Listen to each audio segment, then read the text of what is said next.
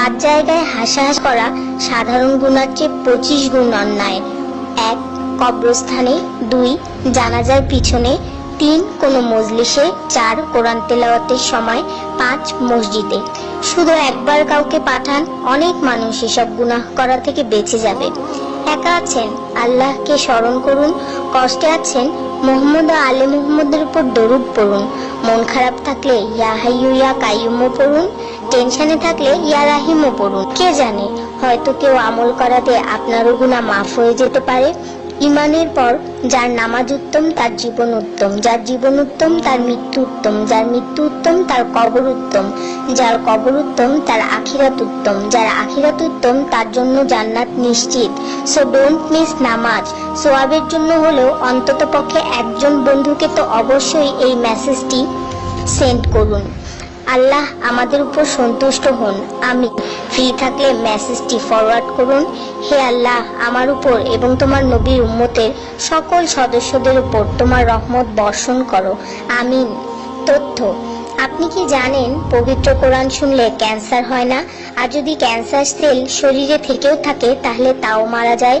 দীর্ঘ সময় ধরে আল্লাহকে সেজদা দিলে জ্ঞান ও বুদ্ধি শক্তি বাড়ে। মাথা ব্যথার সমস্যা হয় না, চুল পড়া দূর হয়ে যায়।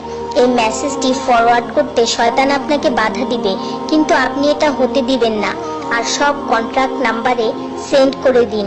কোরআন ও নবীর সুন্নত ও তার সম্মানিত সাহাবী এবং আহলে বাইতের অনুসরণ করুন।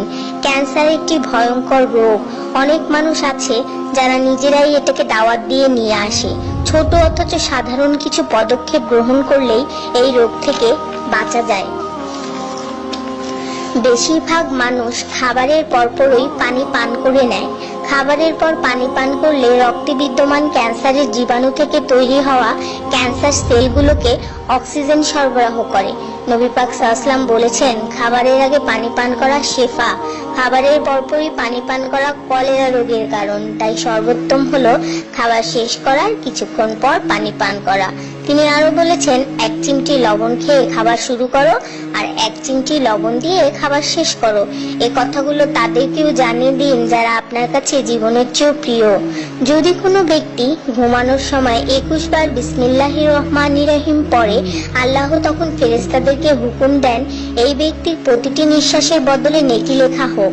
আপনার মোবাইলে যত নাম্বার সেভ করা আছে তাদের সবাইকে এটা ফরওয়ার্ড করুন, আর তখন দেখবেন কত মানুষ আপনার কারণে বিসমিল্লাহ পড়ছে। শেফা আর শেফা। রোজ একটা করে আপেল, নো ডক্টর। রোজ 4টা বাদাম, নো ক্যান্সার।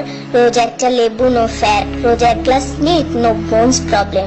রোজ 12 গ্লাস পানি, নো স্কিন প্রবলেম। রোজ 4টা খেজুর, নো উইকনেস। রোজ 5 ওয়াক্ত নামাজ, নো টেনশন। রোজ কোরআন অর্থসহ তেলাওয়াত, happy and happy. So don't stop forward please. স্কিনের জন্য অজুর পানি, হার্টের জন্য কোরআন তেলাওয়াত, স্বাস্থ্যের জন্য নামাজ, আর খুশি থাকার জন্য আল্লাহর জিকির করুন। জেনে রাখবেন, ভালো কথা প্রচার করা সৎকার সমতুল্য।